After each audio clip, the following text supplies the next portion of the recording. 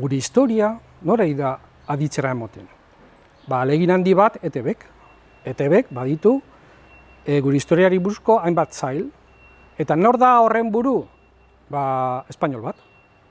Eta ze historia ari da kontatzen? Espainolen historia. Adibidez, Euskalduntze berantiarra.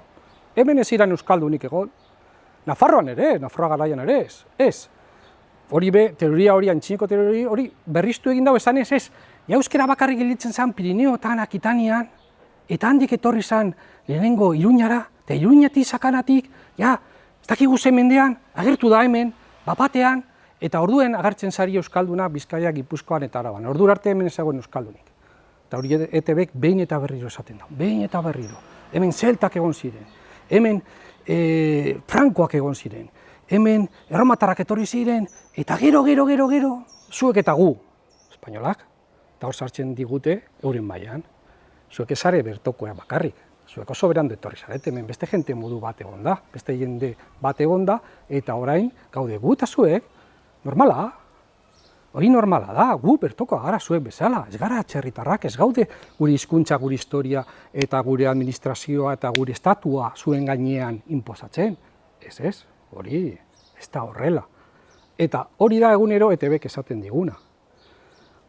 Hortik, kanpo, irakundetan, ikastoletan esan dugu ezer, unibertsitateetan ezer. Norari da gure historia irakasten? Beti bezala, ikastolak egin ziren moduan, ibilaldiak egin ziren moduan, oso lana. Dauz, pertsona batzuk, guren gogoz alegintzen direla gure historia zabaltzen. Baina nondik, ezerezetik, dagoen guztia batzen eta euren herritan, euren lekuetan, eta hor dauz fundazioak, hor dauz taldeak, hainbat lekutan, bai Gasteizen, bai Galdakanon, bai Gipuzkoan, hainbat tokitan, eta horrek ari dira zorionez gure historia zabaltzen, baina euren borondadetik, auzolanean barriro, eurek dirua eta denpora ipiniz, holan gabiltza oraindik 21. mendean. Ez dekogu erakunderik, eta horrela jarraituko dugu. Dauden erakundeak ez dira gureak, eta horrek ez digute gure historia irakatziko. Horren gainetik, beste batzuk daudelako. Euren ideologia nahi dutenak guri inposatzea.